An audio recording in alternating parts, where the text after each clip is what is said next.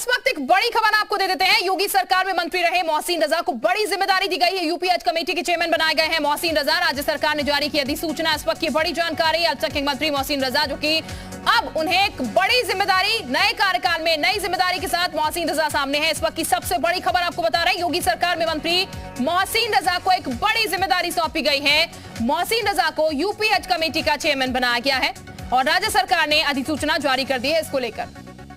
पवन इस वक्त हमारे साथ ज्यादा जानकारी के साथ जुड़ चुके हैं। पवन, जिम्मेदारियां चेंज हो गई है लेकिन बड़ी जिम्मेदारी मोहसिन रजा को दी गई है।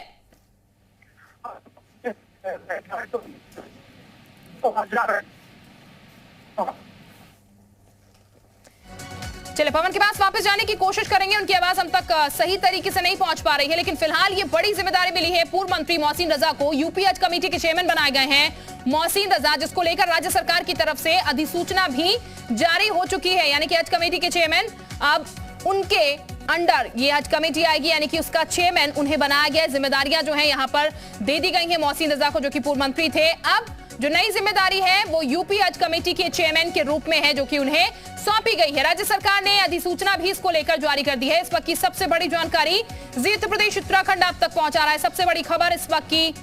मोहसिन रजा साहब इस वक्त हमारे साथ खुद जुड़ चुके हैं, हम सीधे उन्हीं का रुख करते हैं। मोहसिन रजा साहब, बहुत स्वागत है आपका जी उत्तर प्रदेश उत्तराखंड पर। Thank you. रजा साहब, नई जिम्मेदारी, क्या प्राथमिकताएं?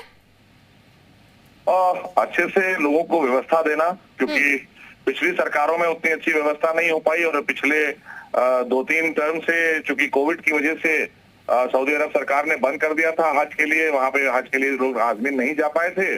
उस व्यवस्था को देखते हुए अब की चूंकि काफी उत्तर प्रदेश बड़ा सूबा है अपने पूरे देश का, उत्तर प्रदेश, तो यहाँ से काफी ज्यादा तादाद में अल्पसंख्यक में मुस्लिम समाज हज के लिए जाते हैं। उनकी बेहतर व्यवस्था, उनको अच्छे से भेजना, उनके लिए जिस तरह से हम लोगों ने आदरणीय योगी सरकार में 2017 और 18 में जो हमने हज कराए थे, वो हज अपने आप में ऐतिहासिक रहे, क्योंकि उस जमाने में हम लोगों ने बहुत तेजी के साथ में सेंट्रलाइज किए सारे हज हाउसेस को और लोगों को व्यवस्था अच्छी दी। जो आजमीन के साथ आने वाले लोग होते थे उनके रहने की व्यवस्था, उनके खाने की व्यवस्था और उनको वहां से एयरपोर्ट तक पहुंचाना और लाना, लो फ्लोर बसेस लगाई थी। तो आगे भी उससे बेहतर और अभी पॉलिसीज बनाएंगे बैठक करके और अच्छी व्यवस्था देंगे, क्योंकि भारतीय जनता पार्टी सबका साथ, सबका विकास, सबका विश्वास और सबके प्रयास के तहत आगे बढ़ रही है और हम सबको लेकर चल रहे हैं। तो इसलिए खास करके अगर हज की बात की जाए तो हज अपने आप में मुस्लिम समाज क्या किसी भी समाज के लिए वो अपने तीरथ पर जब जाता है तो उसकी एक ऐसी तमन्ना और एक ऐसी हसरत होती है जो ड्रीम थ्रू हो रही होती है। तो उसमें हम किसी तरह की कोई कमी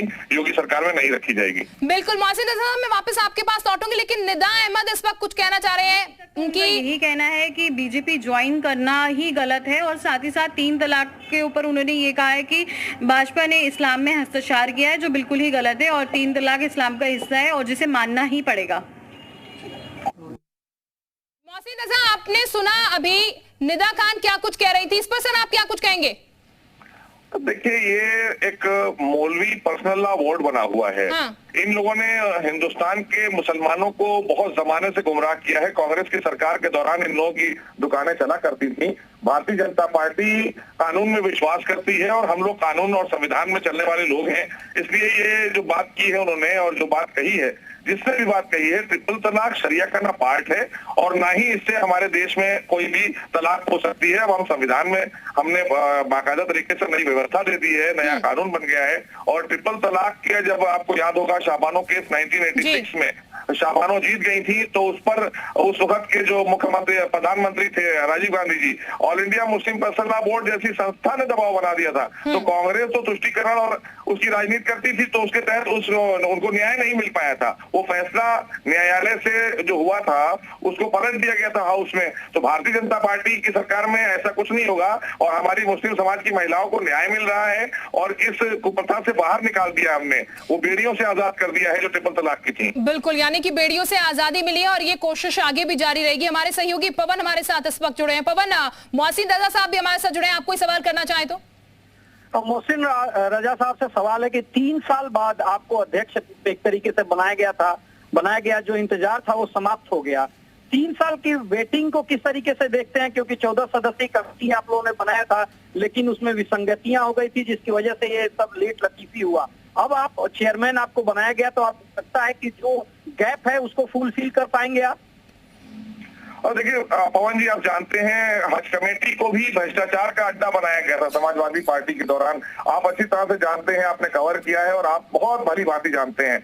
और वो कभी भी ये पद अपने पास ही रखते थे, वो किसी को देना नहीं चाहते थे।